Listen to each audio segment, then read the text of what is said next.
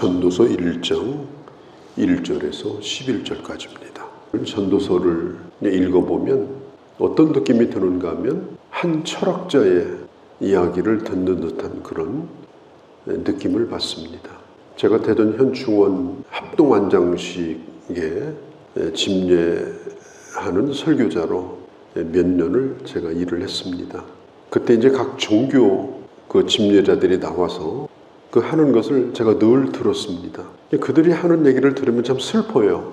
막 인생이란 뭐냐, 막 사람의 심금을 울리는 그런 문구를 써가지고 읽을 때마다 참 인생은 허무하다. 그 타종교에서 느끼는 느낌이 늘 있었습니다.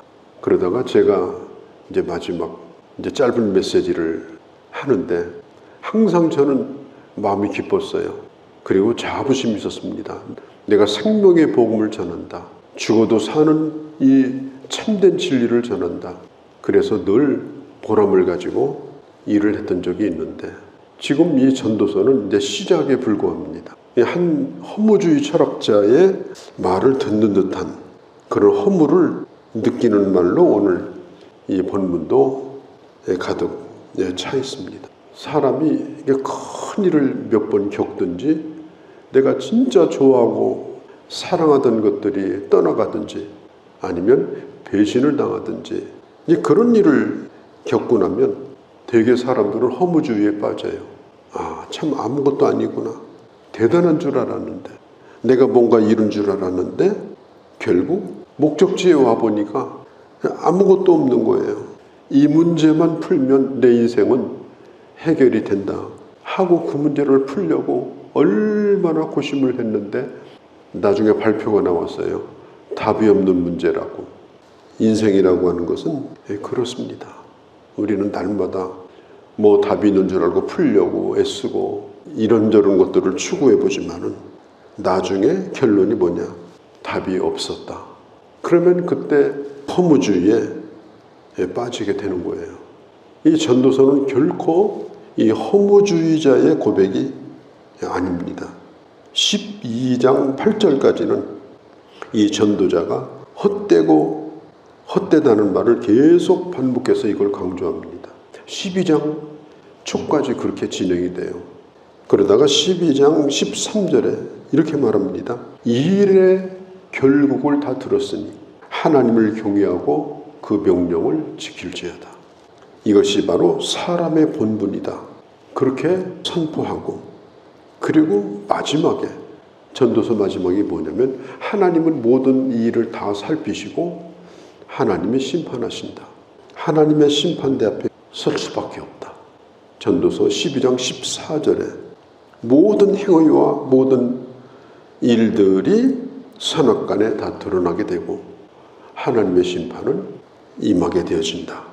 이 전도서라는 이 말이 본래 히브리어로 코헬렛이라는 말이에요. 이 말은 집회를 소집하는 사람, 모임을 주선하는 사람, 뭔가를 이렇게 모으는 사람, 좋은 글을 모은다든지 지혜를 모은다든지 사람을 모은다든지 이제 그런 것을 우리가 코헬렛이라고 얘기하는데 전도서는 뭘 모아놨을까요? 인생은 헛되지만 결코 헛된 것이 아니다.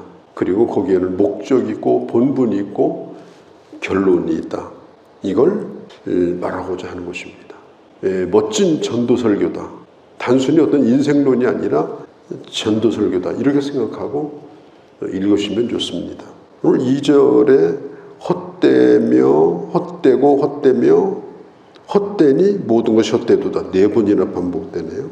이 헤벨이라는 말은 공기, 바람, 호흡 그런 걸 의미해요. 우리 사람의 생명이 어디에 있나요? 호흡에 있어요. 허파에 그냥 한 줌의 바람이 들어가 있는 거예요. 이 한 줌의 바람이 공급이 안 되든지 숨을 내쉬든지 들이든지 할 수 있는 능력이 없어서 이 한 줌의 호흡을 공급받지 못하면 인간은 그냥 그날로 끝인 거예요. 그렇게 살려고 애쓰다가 결국은 호흡이 끝나면 아무것도 없는 거예요. 이 헤벨이라는 말은요, 또 다른 의미로 좀 더 해석을 해본다면 이해할 수 없다 이런 뜻이기도 합니다. 이해할 수 없다. 인생이란 뭐냐? 이해할 수 없는 것이다. 그것을 가르쳐주는 유일한 것이 뭐냐면 하나님의 말씀이에요.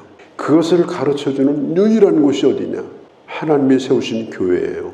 말씀과 교회를 떠나서 아무리 대단하고 잘나도 다 허무한 겁니다. 진짜로 허무한 겁니다. 대단한 걸 이루고 큰 걸 이뤄도 다 허무한 겁니다. 부질없는 일이에요. 이걸 알려면 하나님의 말씀을 들어야 하고, 이걸 알려면 하나님의 교회에 있어야 하는 것입니다. 4절에서부터 땅에서 일어나는 일들이 쭉 나와요.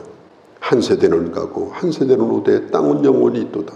해는 뜨고 해는 지니 그 떴던 곳으로 돌아가고 바람은, 이러면서 17절의 강물은, 그리고 8절의 만물이, 이 땅에서 일어나는 이런 모든 이 자연 법칙, 이걸 사람이 거스를 수가 없어요. 밤은 밤의 법칙 속에서 우리는 살아요. 잠을 자야 돼요. 또 낮은 낮의 법칙에서 살아야 돼요. 낮을 밤처럼 살아서는 안 됩니다. 자연 법칙 가운데 하나가 뭐냐? 인간의 육신이라고 하는 것은 영원히 존재하는 것이 아니라 기한을 가지고 있다. 그것을 누구도 거스를 수가 없는 것입니다. 가끔 시간이 몇 시입니까? 이렇게 물어보잖아요. 그러면 몇 시입니다, 몇 분입니다, 이렇게 말하면 이건 틀린 거예요. 왜냐하면 말하는 동안에 벌써 그 시간이 지나갔어요. 이미 과거가 되어버린 시간이고 새로운 시간이 들어와 앉아 있는 거예요. 이게 사람이 시간 속에서 살아가는데 그 시간 속에서 육체가 잠시 자연 속에 존재하다가 가는 겁니다. 신토불이다. 이건 범신론적 사상이에요. 기독교가 말하는 것은 그것은 아닙니다. 왜? 흙으로 돌아가는 것으로 끝나는 것이 아니기 때문에. 인간은 결국 자연과 하나 되는 것이 아니라 그것은 육신의 한 과정 가운데만 있는 거지 내가 사라지는 것이 아니기 때문에, 아무리 위대한 사람도요, 한 시대만 살게 돼 있습니다. 하나님 우리를 이 세상에 이렇게 무대에 세우신 것, 그 연출자가 하나님이셔요. 하나님이 세우신 그 뜻에 따라서 우리는 이 세상에서 잠시 동안 사는 겁니다. 연기를 하는 사람이요, 도대체 자기가 무슨 연기를 하고 있는 건지, 무슨 대사를 지금 하고 있는 건지, 자기 역할이 뭔지, 자기 배역이 뭔지도 모르고 그렇게 한다면 그 작품이 사람들이 감동을 받겠습니까? 아마 이렇게 아우성 칠 거예요. 빨리 끌어내려라. 우리 인생도 마찬가지입니다. 얼마나 짧아요. 본분을 잃어버리고 먹고 싶은 것만 먹고 하고 싶은 것만 하고 하고 싶은 말만 하고 그리고 제멋대로 산다면 끌어내려라. 존재 의미가 없어지는 거예요. 우리 인생의 연출자는 하나님이시고 하루하루를 이렇게 우리에게 선물로 주셨고, 그리고 하나님의 뜻 안에서 우리가 하루하루를 살아가는 것인데, 이게 참 얼마나 중요한 기회를 하나님이 우리에게 주신 거예요. 이 땅이라고 하는 무대 속에서 우리 인생의 한 작품을 내게 허락을 하시고 하나님의 말씀을 따라 하나님의 지혜를 따라서 그 뜻을 분별해서 내게 주시는 배역을 잘 감당해서 하나님의 마음을 만족하게 해드리고 또 이 세상에 감동을 주고 하나님의 사람으로 살다가 가야 될 책임이 바로 우리에게 있는 거예요. 오늘 이 솔로몬은 책 얘기를 하는 것이 아니라 자기 경험 얘기를 쭉 하는 거예요. 내가 살아보니까 이렇더라. 그리고 결론을 맺는 겁니다.